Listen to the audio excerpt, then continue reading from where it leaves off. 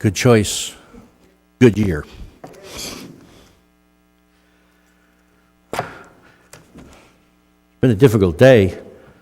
Static cling all over the place. Jerry Sinkler was, I claimed it this, I got married in this suit, so I feel really, really good when I put it on. But as Jerry said, boy, we're all suffering from static cling. So fortunately, the camera focuses from the waist up. But he was encouraging my wife.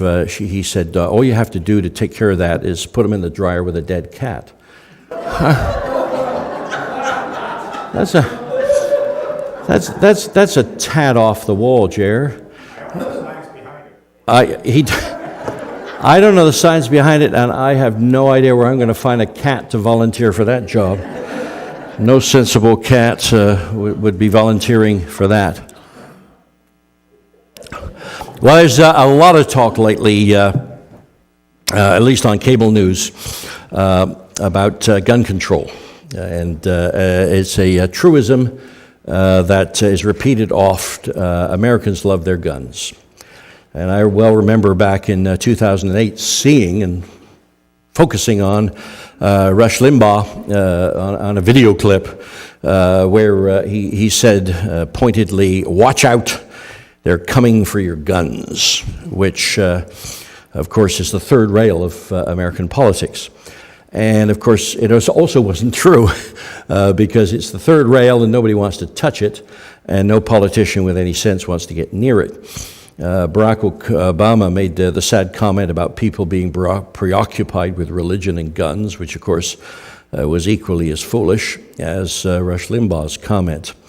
But we all remember how true it was of the last administration. Virtually nothing happened and nothing was done because the gun culture is overwhelming and prevailing. It's very different in the United States than it is from Canada. In Canada, do you know how you take a gun away from a Canadian? Very simply, you look at him and you say, "Could I have your gun, please?" Whereas in the U.S., and I should admit, up front, I own a gun. It sits in my son's gun safe in Red Deer next to his rapid-fire rifle and a couple of other fun toys he owns. So I haven't used it for a number of years, but it's kind of lever action 30-30, I think, which is sort of like the gun that won the West.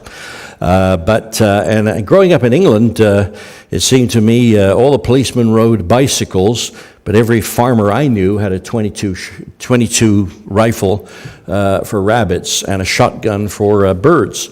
And the shotgun was probably next to the old fireplace. That's the picture I still have in my mind, and of the old farm where I spent a number of years as a youngster. And my grandparents farmed and actually drove Shelley past there and pointed out the cottages where the milk hands lived. And I remember Rocker Bobbitt. That's where he had his double-barrel shotgun, right next to the fireplace. On the other hand, I also understand how complex the issue is for the United States in light of the Second Amendment. And when I went to school in California, lived there for 3 years, I well remember my best friend in my senior year, Johnny. He was from Louisiana, Monroe, Louisiana.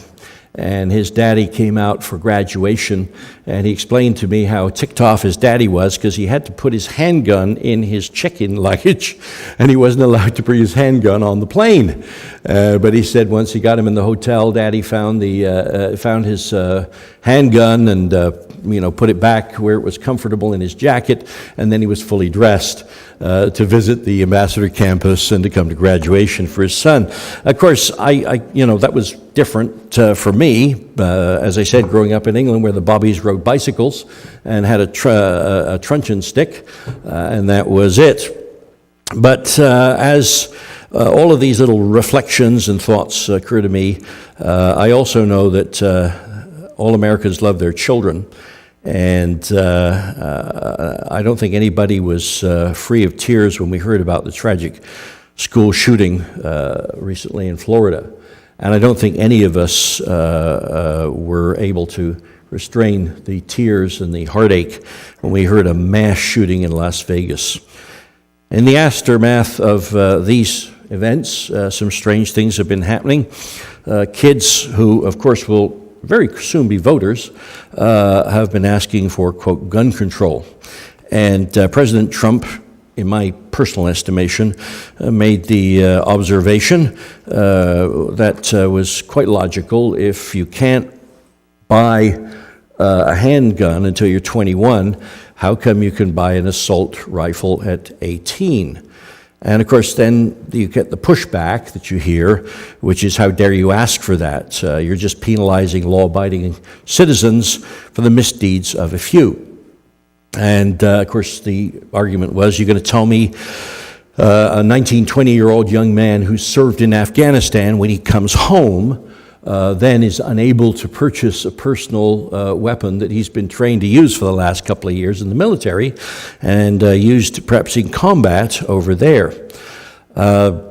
One leading figure in the NRA stated that Israel had school shootings until they armed the teachers. But I read a commentary in the Times of Israel. I subscribe to that, so I read it on a regular basis. And according to the Israeli point of view, simply pointing out, as an Israeli, their comment was simply this. And I know from personal experience, many years ago, as I was schlepping around the Holy Land, where Walt and Gina Schmidt are schlepping right now, I would go to visit archaeological sites, and I was taking the geography, the history, and the archaeology of Palestine. And at the same time, there were 7- and 8-year-olds looking at the same thing I was looking at. And the teacher at the front was lecturing them, and the teacher in the rear was carrying the Uzi submachine gun.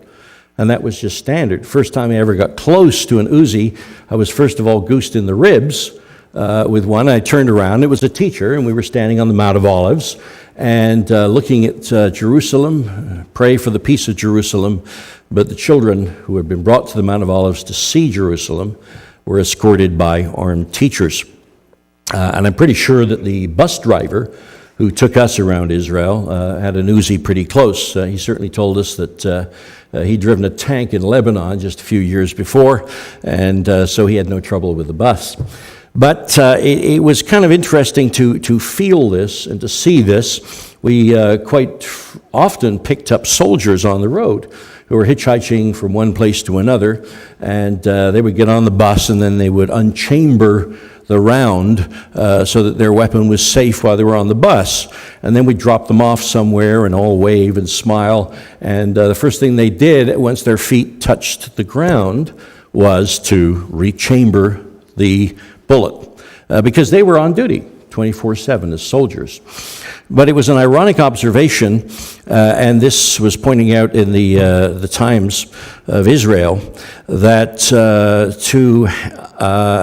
for that same individual, an Israeli who was trained with a weapon in the military, had to be licensed to receive a weapon outside the military and must undergo at least 2 hours of additional training, then repeat the training and medical exam every 3 years before he can renew his license.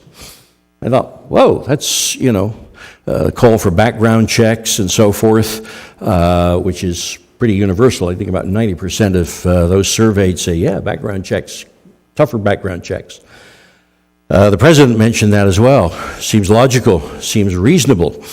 But on the other hand, the other night I was watching with my dear wife one of the talking heads on television, and he had a doctor on. And she had participated in a study and helped author this study where she counseled the medical professionals who dealt with people suffering with depression or come for meds and so forth, to simply ask them, just as part of the routine where you would perhaps, as a medical professional, ask, are you having thoughts of hurting yourself? Or do you find an urge to take a knife or do something like that? To ask the simple question, do you have a weapon? Do you have a gun in the house? And if you have a gun in the house, is it in in a secure place, so that at least by the time you walk there, you've had 15, 20, 30 seconds to think about what you might do with the gun to harm yourself, or if you're in a state of anger, to harm somebody else and then harm yourself, because murder-suicides do happen. And the opinion shaper who was interviewing her, who I usually, enjoy the interaction, even though he cuts his interviewees off midway through a sentence quite a bit, but that's, just the style of the program. But he was absolutely adamant. How dare you intrude into the... How would you like it if I intrude into your life and gave you medical advice?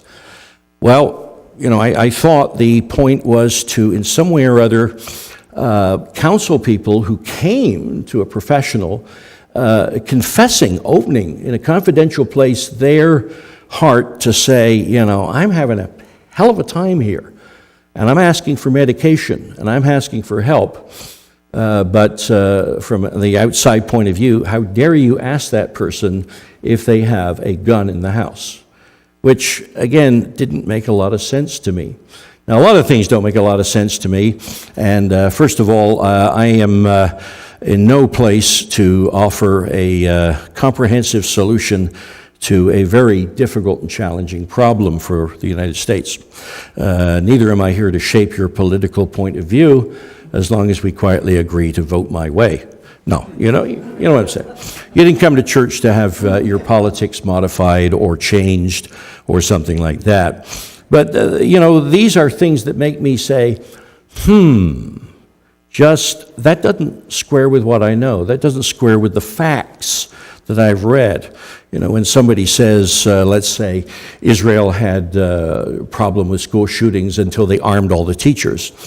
Well, I know for a fact Israel never had a problem with school shootings. They had 2 horrifying disasters visited upon them by terrorists, not citizens. And yes, I know teachers are armed, but they are not expected to defend the school, per se. If there's a crisis, the Israeli government literally has their response troops, their SEAL team, their SWAT team, or whatever it is. They dispatch them on motorcycles so they won't be caught in traffic jams. And they are there within a couple of minutes. And they don't sort of take up a position outside, as apparently happened in Florida, and then discuss with other people how long they're going to take to sort of assess something. They go straight in, and they come with hand grenades, smoke grenades, everything you might imagine, because the Israeli government takes full responsibility for protecting its citizens, which, of course, is an argument that's been pointed out, that if the government can't protect us, then we should be able to protect ourselves. I know one lady who was campaigning in Iowa, commenting as they drove from one place to another in the campaign bus, if I lived out here in a farm, far from the closest town, far from a police station or anything like that, I definitely want a gun. And her husband said, Michelle, you're 100% right, so would I. And she said, Barack, we're on the same page. In other words, there's a time, Democrats don't disagree with that. But as long as there is the politics of division, as long as you get elected by throwing a wedge in, then of course the game is played and played and played, and sadly there will be no solution. But as I said, you didn't come to church to hear about U.S. politics, but these are things that make you say, I wonder what this suggests to me. And the one thing that just hits me in the face time and again as I hear people, quote, defend their position is there is little, if any, accommodation. In fact, President Trump, who, I'm not a huge fan, but I was kind of pleased that he looked around the table at other politicians and said, I know all of you are kind of afraid of this lobby group and this lobby group. I'm not. Now, he may be, but he wasn't going to admit it. And he challenged those around the table, come up with something, anything, that's not written by your favorite lobby group, that's not as a result of pressure, which is the way things are always done, it seems, and it causes people to take positions from which they cannot or will not budge. Now, leaving that huge, macro picture and coming down to my little micro world, it causes me to ask myself, what is my personal Christian view, and how do I approach life, conflict, all of the challenges that I face on a daily basis? In the book of Corinthians, Paul offers some shocking advice, and he offers it in the context of the Passover Easter season. He offers it in the context of the spring of the year. You can see that in 1 Corinthians 5 and verse 7, addressing a Jewish audience very familiar with Passover and the days of unleavened bread, when they would just toss out the leaven to remind themselves that they needed to toss certain things out of their lives, namely sin. And he says in 1 Corinthians 5:7, give you a little bit of background, "Purge out therefore the old leaven, that you may be a new lump, as you are unleavened," meaning that you are unleavened, you have been purged. How? Well, Christ, our Passover, is sacrificed for us. So the job of eliminating sin from your life has been done by Jesus Christ. But Jesus asks you to keep up the good work. Don't invite it back in. Therefore, let us keep the feast not with old leaven, neither with the leaven of malice and wickedness, but with the unleavened aspect of sincerity and truth. Now, having set that particular background, the Corinthian church was fraught with divisions and problems and factions. There were the poor and the rich. There were the slaves. There were the slave owners. There were the Greeks, and then there were the Jews. And then there were so many splits and schisms in the group that if you look historically, the Corinthian church actually exploded and didn't make it past the first century A.D. Now, this were serious problems and difficulties. And in chapter 6 and verse 1, he poses a question to them: "Dare any of you, having a matter against another, go to law before the unjust, and not before the saints?" Now, this is a question he poses, and some would argue that if there are difficulties and problems, Christians should never find themselves in a court of law. That's a difficult thing to justify. Sometimes you have to just sort things out and have a judge who understands the complications just handle it. But the point is well made because, first of all, the Christian community was a minority, and they came under scrutiny. And secondly, courts were a very public matter, and so you were subject to perhaps a lot of judgment, ridicule, and it wasn't a very good advertisement for the faith or the founder of your faith, Jesus, who was supposed to be the Messiah of the world. Well, he's not doing a very good job. You guys can't even get along. You can't even cooperate. You can't even meet in the middle. You can't reach across the aisle. And so Paul says, for crying out loud, people, you're going to court one against another. Now, some people are, sadly, perhaps out for themselves. I've heard numerous stories over 20, 30, 40 years where individuals have swindled one another, and they met each other in the context of the church. But he starts out by saying, people, don't you have enough wisdom? This is embarrassing, and it's an indictment of you that you can't solve simple problems. Don't you know the saints shall judge the world, and the world shall be judged by you? Are you worthy to judge? Aren't you worthy to judge the smallest matters? In the immortal words of Rodney King, can't you get along? Can't you get along? And he posits here, do you not know that we shall judge angels? I am not quite sure what that means. But since the children of God are sort of elevated to a position where they are apparently above the servants of God, then he posits, well, one of these days the angels will work for you instead of the other way around. Right now, if an angel appears, I recommend that you listen to what he has to say. On the other hand, there's one day coming a day when they will listen to what you have to say. If you are going to reach that point, he says, how much more the things that pertain to this life? If then you have judgments of things pertaining to this life, set them to judge who are least esteemed in the church. I speak to your shame. It is so that there is not a wise man among you, no, not one that shall be able to judge between his brethren. So he is, if you will, saying, can't you drain the swamp?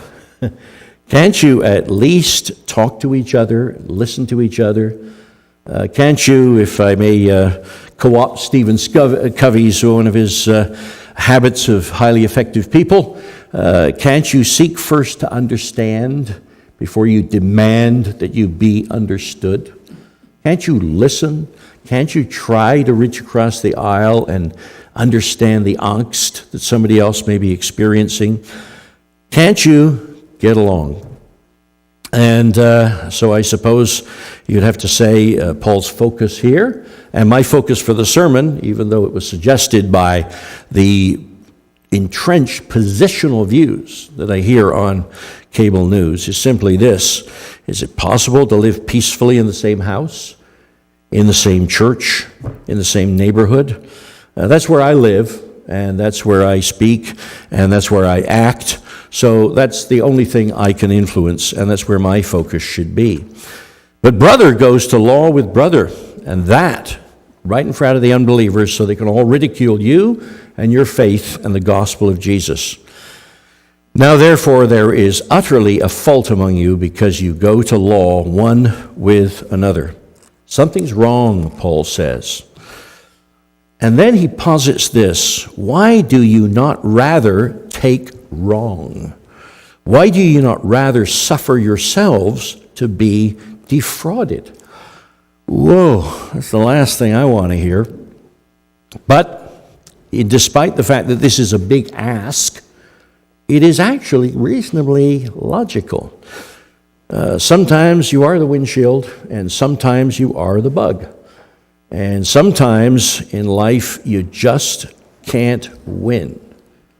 By that I mean you can't come out of the situation and solve much of anything. Therefore, you have to submit to the Father in heaven and say, well, what do you ask? Well, I ask that you forgive. I ask that you move on. I ask that, as we use the cliche, when you feel as though you're going through hell, you just keep going. That you write it off to experience, knowing that I will balance these things out in eternity. But you cannot do that. You are not licensed to seek revenge. You are licensed to seek reconciliation. Oh, that's a big, big thing to lay on me, Lord. I don't like that. You know, by nature, I don't forget. I have the elephants in memory. All sorts of trivial details that are crowded into my puny brain. It's actually a liability, not an asset. I can look at somebody and I can remember all sorts of things they told me, all sorts of information, all sorts of funny things they may have said or done, and I can't remember their name. How's that an asset? It's not. It's not. It's a human frailty. It's a human weakness. And I can also feel a wrong. I can carry it with me, and I can stew on it, and I can grind on it. But here I'm asked, why don't you take a wrong? You can't correct these things anyway. You've been swindled? Yeah. Now what are you going to do about it? Are you going to let it ruin the next few experiences in life? Or are you going to try to do as our Savior did? Well, and this, why don't you rather sort of give a little? Why don't you suffer yourself to be defrauded?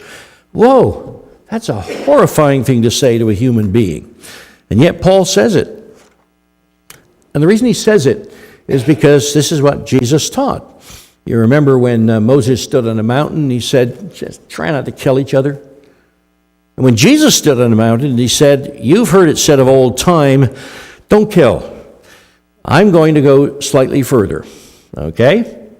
I say to you that who is angry with his brother without a cause is going to be in danger of the judgment. And whosoever shall say to his brother, you idiot, shall be in danger of the council. But whosoever shall say, you fool, shall be in danger of hellfire. In other words, I am judging on the root, on the heart of the matter, and I'm saying that you need to influence and change the only thing that you can change. Can't get anybody to vote your way. You can't get anybody to come your way. You can't, Well, I'm reminded of a song by Leonard Cohen.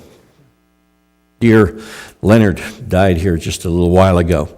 The great poet who, by the way, spent time in Edmonton and was poet in residence before he ever became a rock star at the U of A.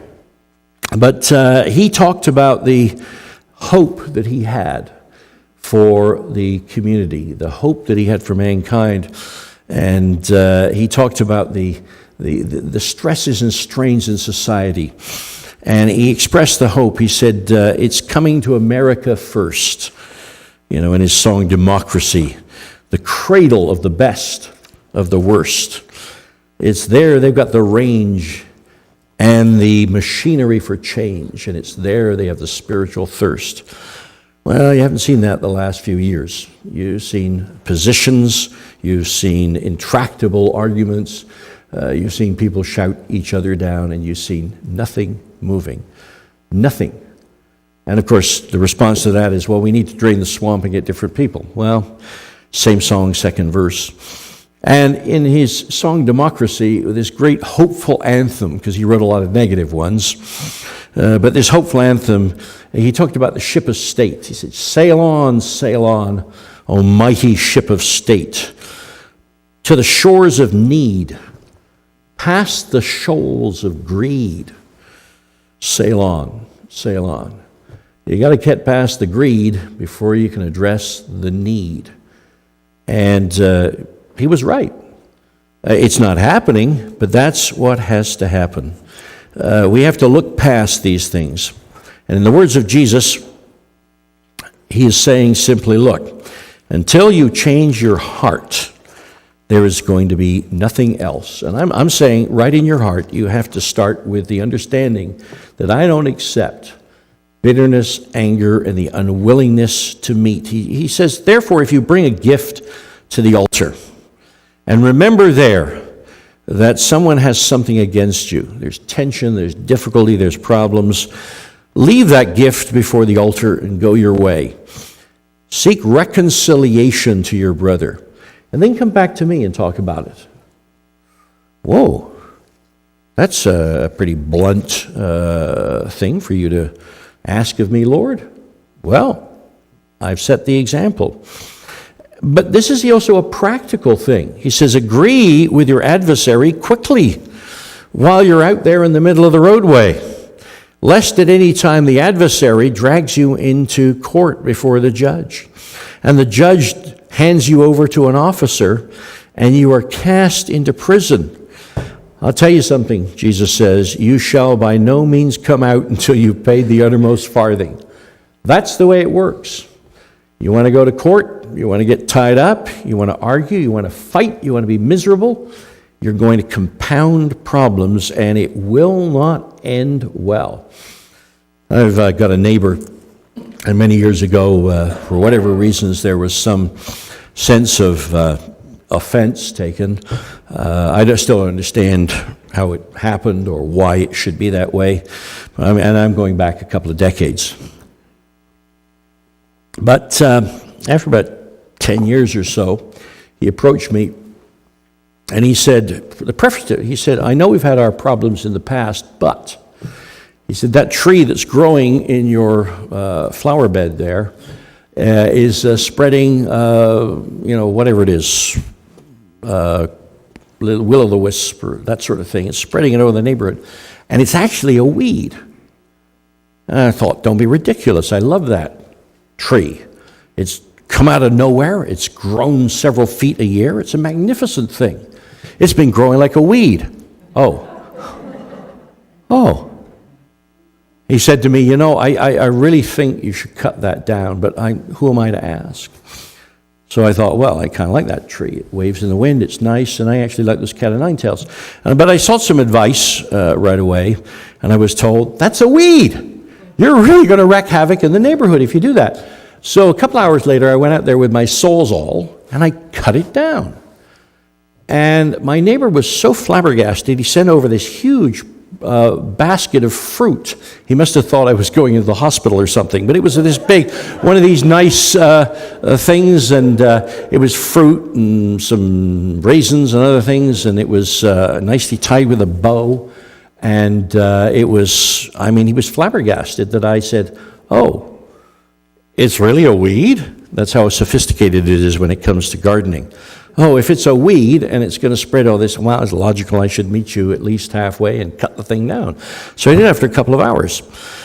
But when those things happen, if you do not respond to a reasonable request, the bylaw officer comes by. And the bylaw officer, and I know people like that, and I deal with a few rental situations, and I know people who have little yappy dogs. And the little yappy dogs bite people. Send somebody there to fix something, and they bite them. The neighbor has kids, and they bite them. And they just yak, bite. And these are little small kids. I went to visit, and literally the resident picked the little dog up. It was about the size of a sausage, and held it to his breast as if, I better not let it bite the landlord, because that might cause a problem, and it can bite everybody else. And then I got objections from other people. So finally, I wrote back to both parties. I said, look, I know that pets are like children and that you treat them part of your family, but they're not part of my family. So don't drag me into this. But be aware that if your dog continues to act out, there will be a bylaw officer coming by. Since that, I haven't heard any more complaints. But I have to say, if you want to live that as a Christian, you feel. And there are some people that way. I know my son has a friend who has a dog that's bitten half a dozen other people. And every time it's the other person's fault. It's, I should be entitled to have this dog, and this dog should be. It came close to me, and I was tensing up, ready to launch it into orbit. I was kind of concerned. But it looked at me, and I looked at him, and, we had a standoff. But the idea that I would give up my God-given right to have a dog, or I would give up my God-given right to own a gun. Wow. Give something up? No. A lot of people look, Second Amendment, was written many, many years ago, back when guns were muzzle loaders. And numerous laws were based on that. Everybody in some states was required to carry a gun to certain events. But if, as the law read, a Negro carried a gun, he was subject to a public flogging, 39 lashes on the back. He may be a free man, but he was subject to that. Laws change and change and change and change. It was not delivered down from heaven. It was not a God-given right. But I think they just passed a law that said, we're going to raise, dramatic change, the age from 18 to 21 for the purchase of an automatic weapon, an assault-style weapon in Florida, without missing a beat. A lawsuit was filed to challenge the constitutionality of that, despite the fact that the majority now of people say, it's such a small thing. It's really not going to do a lot of good. Well, if it's not going to do a lot of good, why change it? Why penalize God-fearing people? This sort of attitude. Well, let's say it just makes children feel slightly better. Is it worth doing? Here we've just read counsel that says, why won't you just give a little, even suffer wrong, rather than looking at that this is a sort of a God-given boundary that must not be crossed. Imagine if you live that way in your house, or if you live that way with your neighbors. Hey, that's on my property. I can do whatever I want on my property. I've heard of neighbors who scream at each other, do not trespass past this line. Then they wonder why they can't get cooperation when it's time to fix the fence. Simple as that. You know, if Leonard Cohen wrote so many songs, but another line that from his hopeful anthem, Democracy, and he used democracy as sort of a way of saying, utopia, which if we can get past the shoals of greed and hit the shores of need. He talked about the problem, and then pardon the crudeness of this, but he described the state that perhaps you've witnessed in families or in communities. And he put it this way, he said, the homicidal bitchin' that goes down in every kitchen to determine who will serve and who will eat. Why don't we just sort of take out knives and go after each other so that perhaps I can have my way and deny you yours? This sort of mentality. It doesn't work. It doesn't work. In the book of Peter, he says this, the will of God that we, with well-doing, may put to silence the ignorance of foolish men. He says, as free, okay, you're free, but not using your liberty for a cloak of maliciousness, but as the servants of God. Oh, that's a difficult balance. So yeah, you have freedom. You do. You know your rights. You do. But how many people are you willing to hurt because you have rights? And then he counsels, honor all men, love the brotherhood, fear God. Okay, I can go with that. Honor the king. Really? Have you met my king? His name's Justin Trudeau, and I'm an Albertan. I remember his dad, Okay. Okay. Paul counsels, pray for these individuals. Now you may pray for them, you may pray about them. But either way, work them into your prayers. Servants, be subject to your masters with all fear. That's a nasty one. With respect, he's mean. Not only to the good and gentle, but also to the awkward ones. For this is thankworthy, if a man for conscience towards God endures grief, suffering wrongfully. For what glory is it when you were buffeted for your faults? If you take it patiently. But if you, when you do well and suffer for it, you take it patiently, this is something that God finds acceptable. Now, this is very much still an Easter theme, a Passover theme. This is a theme that begs the question, are you willing to reach out and meet, if you will, in political terms, across the aisle? To recognize that others, even though it's on their property, maybe should cut that tree down because eventually it's going to cause problems for a few other people. That type of idea. As an Albertan, I was an admirer and have fond memories of Peter Lougheed. Any remember Peter Lougheed? Yeah, okay. Yeah. Even though he was from Calgary, we still loved him. Paid for the Calgary Stampeders, I recall. But Peter Lougheed came into the legislature here in Alberta, and there were no conservatives, and he was elected the leader of a party. And then he and about 4 or 5 others came in, and they were really minor influence in the opposition. But he said from the very beginning, they determined that if there was any light on the other side, if there was any point of agreement, then they would agree. They wouldn't be obstructionists, they wouldn't be awkward, they wouldn't be miserable about it. They would say, that's a good idea.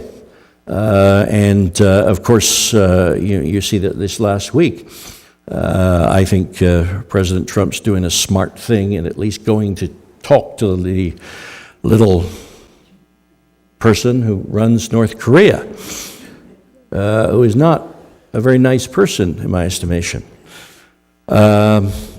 Is rather a bellicose little dictator.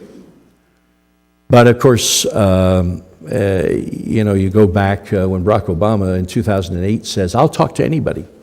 What's to be gained by not talking?" Everybody said, "Oh, what a ridiculous extreme you're going to."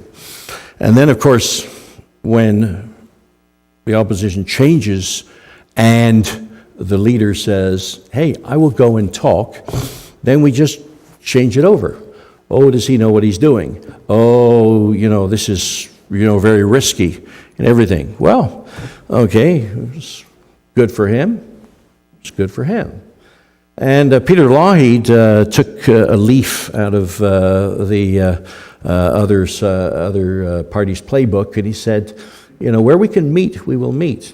And within a couple of years, people said, that's reasonable.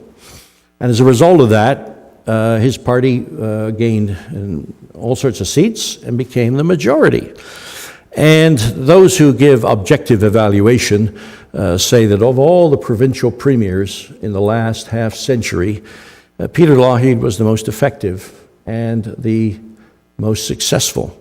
Now, I don't know all the criteria they bring to bear, but he certainly left a good legacy in Alberta. A lot of people have very good memories and respect for him. But it began by him saying, at the very beginning, we decided that we would try to shake things up by just reaching across the aisle and trying to understand and trying to find points of agreement.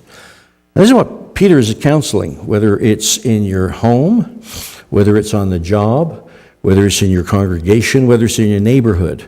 For hereunto were you called. Christ suffered for us, leaving us an example that we should follow his steps. He didn't actually do anything wrong. Neither was he bad-mouthing anyone. Guile was not in his mouth. He chose to serve before he ate. But, unfortunately, he was reviled.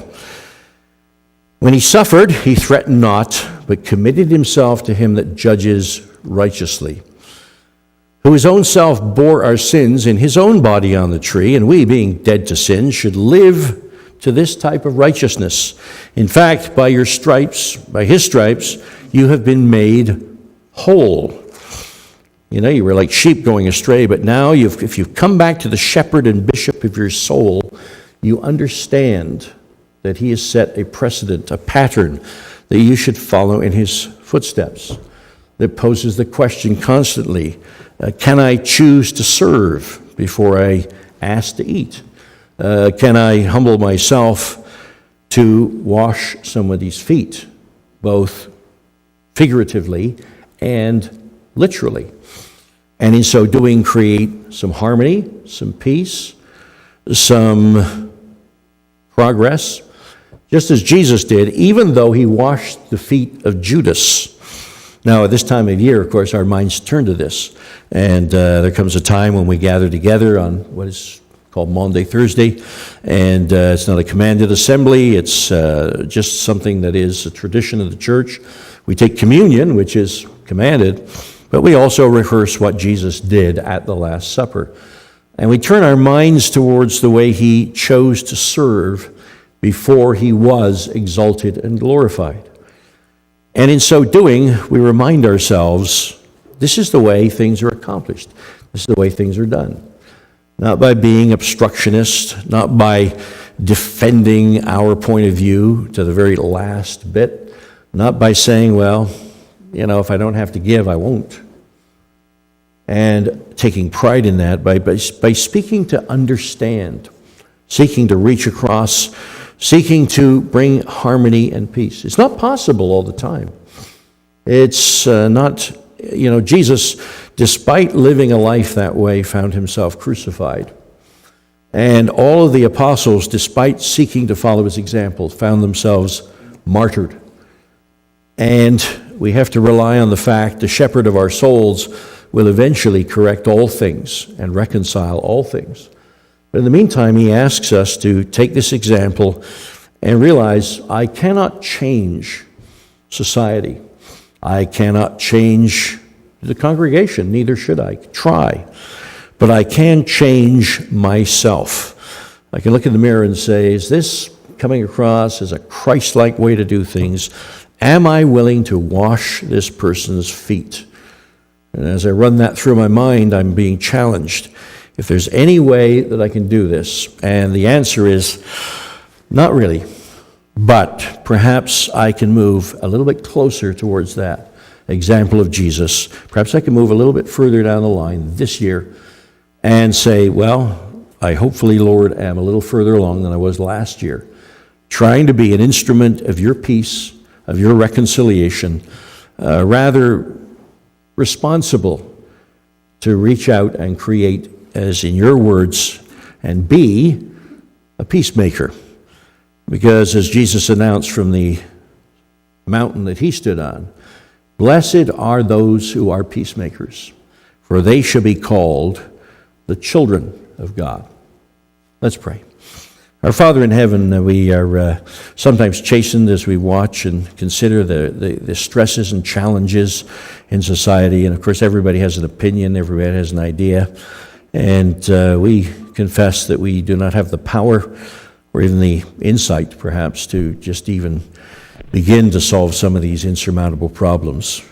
But in a world that's divided, a world that is set in its own way and its own opinions, we ask that instead of being people who are standing upon our rights and our privileges and our boundaries, that we could at least be the type of people who understand what it is to sacrifice, to give, to reach out, and to rely upon you for wisdom and guidance as we walk through a very difficult world. At the very least, we ask that we can give love and consideration to one another, that we can take the lessons of Corinth and remember that in submitting to each other and caring for each other and promoting each other, we can avoid all those terrible pitfalls that came upon that congregation. And we ask that the harmony and peace and the fellowship of the Holy Spirit could be ours to enjoy, both as a community and as family and as friends. And that we learn this and reinforce it this year through the washing of each other's feet. And we do this in Jesus Christ's name. Amen.